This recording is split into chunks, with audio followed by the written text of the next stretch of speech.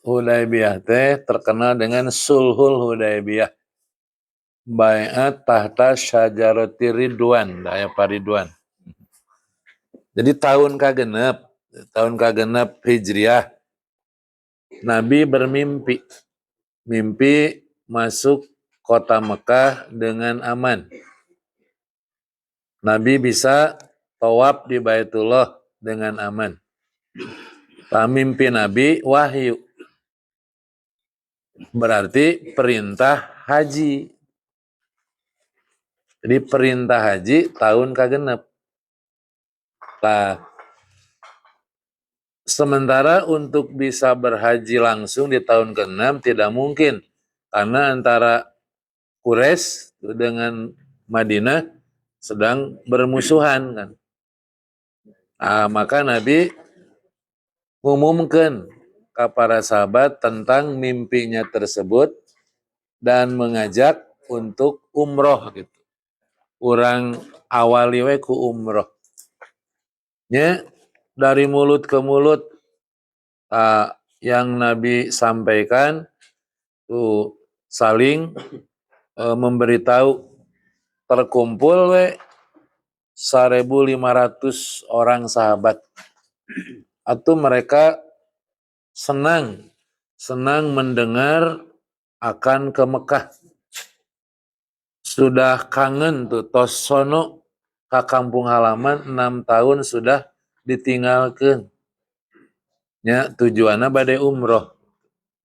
Berangkat tetah Nabi dibarengi dengan 1.500 sahabat. Nah begitu sampai di Dzul Hulaifah, biasa Dzul Hulaifah mikot untuk orang Madinah, aya nama Bir Ali. Nabi bertalbiyah, labbaik Allahumma umrotan. Nah, beres talbiyah sampai berita kepada Nabi bahwa orang Mekah sudah siap dengan senjata perangnya untuk menghadang. Jadi hebat intelijen di Quraisy mencium keberangkatan Nabi, padahal bukan mau perang, mau umroh. Setelah sebelumnya di tahun ke-5 mereka gagal dalam perang Ahzab atau perang Khandaq.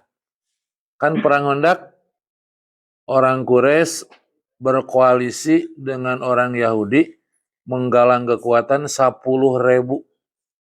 Madinah dikepung, tapi terhalang oleh parit, maka disebut perang parit. Pasukan koalisi kafir Quraisy 4.000, Yahudi dari berbagai kabilah 6.000. Akhirnya mereka 10.000 diporak-porandakan oleh angin dan hujan yang besar. Gagal di perang parit. Makanya begitu tahun kagenep Nabi ada berita mau umroh, jadi mereka bermaksud menjegal, temenang, tidak boleh. Jadi sampai ke Nabi beritanya, sama melalui intelijen Nabi, informan. Akhirnya Nabi berunding, harus bagaimana, apakah pulang atau teruskan. Rata-rata semuanya mengusulkan teruskan. Bahkan Abu Bakar sendiri usul teruskan. Kalaupun mereka menghadang dengan senjata perang, perang. Padahal tidak bawa senjata perang. Nabi setuju usul dilanjutkan, tapi Nabi minta di antara yang hadir, ada yang tahu tidak jalur ke Mekah jalan lain. Nabi bersiasat. Maka seseorang dari Bani Aslam ngacung, saya tahu jalan lain, tapi jalannya terjal jalannya. Nabi setuju biar walaupun terjal. Nabi memakai guide orang Bani Aslam yang tahu jalan untuk ke Madinah, tidak jalur biasa. Tuh orang Mekah kan terus nyegat tah di jalur biasa. Begitu Nabi malibiran jalan, yang nanti berasnya ke Hudaybiyah. Gitu. Ternyata sampai juga berita ke orang Quraisy, Nabi pakai jalan lain, dijegal deui di Hudaybiyah. Bentrok dua pasukan di situ di Hudaybiyah, yang melahirkan Sulhul Hudaybiyah, perdamaian Hudaybiyah. Sebelum terjadi sulhun, ada dulu kejadian baiat, baiat Ridwan namanya. Sahabat 1.500 tadi, ku Nabi dibaiat di bawah pohon Ridwan, diminta loyalitasnya. Ku Nabi tadi minta naon? Nya loyalitas necik kumaha nu 1.500 teh semuanya loyal. Tapi akhirnya mah tidak terjadi perang, Nabi menerima sulhun, menerima damai. Jangan memaksakan tahun itu, nanti tahun depan. Tak asalnya sahabat kurang setuju menerima sulhun karena ada butir-butir sulhun yang dianggap oleh sahabat itu merugikan. Setelah sebelumnya kan alot dulu itu untuk menerima sulhun teh. Dari Nabi ada utusan, dari Quraisy ada utusan. Biasa ada ahli diplomasi. Jadi masing-masing ngirimkan diplomat nu arahli. Yang akhirnya setuju kepada sulhun, tapi ada bait sulhun yang menurut sahabat mah itu teu adil. Di antara baitnya teh kan tidak mau dipakai bismillah, tidak mau dipakai Muhammad Rasulullah, Muhammad bin Abdillah we. Kan mereka mah teu mengaku Rasulullah, Muhammad bin Abdillah. Nabi setuju, Nabi disetujui. Pas isi bait ada yang mengatakan kalau orang Quraisy ke Madinah harus dikembalikan. Tapi kalau orang Madinah ke Mekah moal dikembalikan. Kan teu adilnya cek urang gitu. Makanya termasuk Abu Bakar, Umar teu setuju, licik cenah teu adil, tapi Nabi menyetujui. Nah, Nabi mah beda lagi perhitungannya.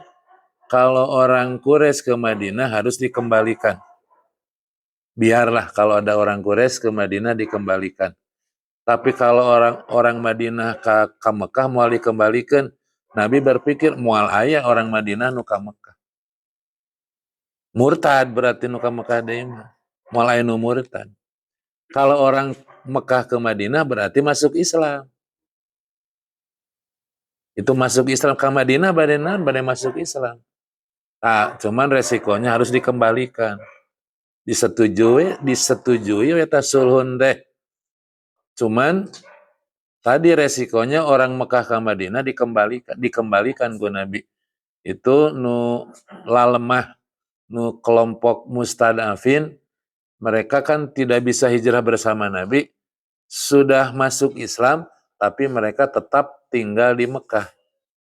Karena kan yang hijrah teh tidak aman dari gangguan. Ada yang diculik, ada yang ditawan, ada yang dirampas hartanya. Orang-orang yang lemah tidak bisa ikut hijrah, tetap tinggal di Mekah karena mereka kelompok mustadafin. Ketika ada kesempatan, mereka hijrah. Tapi ada yang kesempatannya pas sedang sulhun, ya terpaksa dikembalikan. Tinggal dulu di Mekah. Tapi dari Sulhul Hudaybiyah itu banyak keuntungan. Kan gencatan senjata. Quraisy moal merangan ke Madinah. Selama gencatan senjata, Rasulullah memanfaatkan momen tersebut dengan ekspansi islamisasi. Memperluas wilayah Islam keluar Mekah, Madinah. Sok.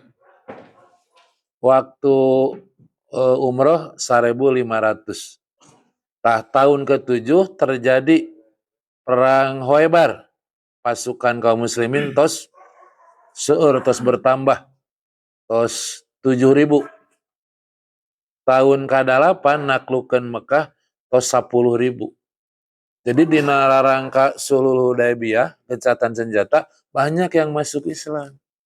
Ditambah Rasul kan memperluas wilayah Islam, beberapa negara Rasul didakwahi melalui surat, 8 negara, 3 nolak, 5 menerima. Nu nolak pan Romawi, Persia, sareng Mesir, nolak. Nu menerima 5, Habasyah, kerajaan Yamamah, kerajaan Bahrain, Oman, sareng Damaskus. 5 negara. Itu keuntungan selama Sulhul Hudaybiyah. Orang Quraisy tidak bisa apa-apa. Kan gencatan senjata. Dan Nabi melebarkan dakwah ke negara-negara lain. Dan berhasil 5 negara diajak masuk Islam, 3 nolak. And then bayat sanes bayat Hudaybiyah, Sulhul Hudaybiyah. Bayat nama bayat Ridwan. Bayatna dihanapeun tangkal nu namina Ridwan, pohon Ridwan, yang nanti di zaman Khalifah Umar ditebang lantaran dikultuskeun. Jadi sebagai ikhtiyat Khalifah Umar ditebang, dikarultuskeun gitu toh. Pohon Ridwan tadi teh. Eta nu ana terang dina sirah. Tur Ridwan. Naon? Rasul teh ngabeat 1.500 sahabat nu siap satya ka Nabi. Sadayana siap satya ka Nabi. Siap ngabela Nabi.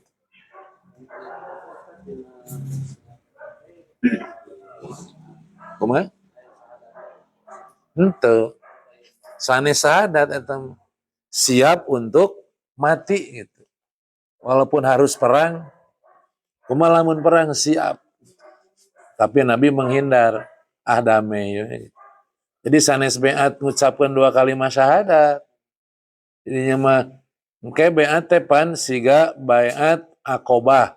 Aqobah 1, Aqobah 2. Pan bununul baiat. Poin-poin baiat. Sanes ngucapkeun 2 kalimat syahadat, tapi jangan menyekutukan Allah, jangan mencuri, jangan zina. Tuh eusina teh. Baiat. Jadi disumpah sok. Diterima keislaman, tapi tong musyrik, tong zina, tong mencuri. Nah, sudah mah yang masuk Islam teh baru sedikit, kemudian nanti dikotori tuh. Jadi nama baik Islam teh atuh sudah mah baru sedikit, nanti oleh pelakunya dikotori. Maka oleh Nabi, walaupun butuh banyak teh, kuantitas itu butuh, tapi kualitas harus dijaga. Nabi kan dakwah terus ngajak, tapi begitu ada yang masuk, nanti dulu diseleksi dulu, siap tuh untuk tidak musyrik, siap untuk tidak mencuri, siap untuk tidak zina. Anas diterima, pek teh ngaruksak tuh. Nah, Nabi di baiat, diminta janji setianya, loyalitasnya. Sanes ngucapkeun 2 kalimat syahadat gitu. Sanes. Mohon. Baiat. Janji setia. Janji setia.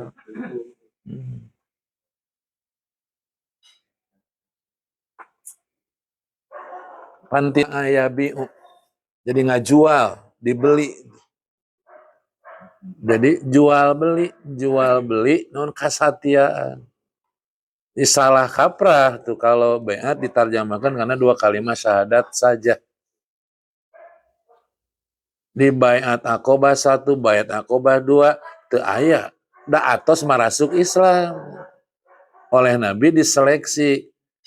di baiat Aqobah kedua mah sampai nu 75 orang teh siap teh untuk menolong Nabi seperti menolong diri dan keluarganya. Siap teh ngabela Nabi untuk seperti membela diri dan keluarganya. Siap teh nyawa jadi taruhannya. Makanya kesiapan para peserta baiat kayak dibuktikan di perang Uhud. Ada seorang peserta baiat perempuan namanya Nusaibah. Nusaibah begitu perang Uhud pan yang asalnya kaum muslimin menguasai kemudian berbalik karena kesalahan fatal dari pasukan pemanah di kaum muslimin pan yang porak-poranda sampai Nabi terancam. Beberapa orang kafir Quraisy mengarahkan serangannya ke Nabi. Ada seorang perempuan yang tadinya mah tugas logistik sareng medis, tapi ninggal Nabi terancam, neangan pedang, nyingkilkeun tangan, inget kana beat. Tuh. Saya berbeat untuk membela Nabi. Ingat kana beat. Matak perempuan tersebut Nusaibah neangan pedang nu ngagoler aya pedang diambil jadi tameng Nabi. Nah, ingat kepada beat. Janji mau membela Nabi dengan hartanya, dengan nyawanya. Tadi buktikan oleh Nusaibah nyawanya jadi taruhan di perang Uhud sampai Nusaibah sekujur tubuhnya tidak terhitung luka sabetan pedang. Nah, makanya terkenal dengan tameng Nabi. Nusaibah tameng Nabi. Jadi Nabi terancam, ditakis ke Nusaibah. Banyak pedang-pedang yang terhalang oleh Nusaibah walaupun perempuan, tapi menghalangi itu bagi orang Quraisy berambisi untuk membunuh Nabi. Jadi kehalangan, terhambat.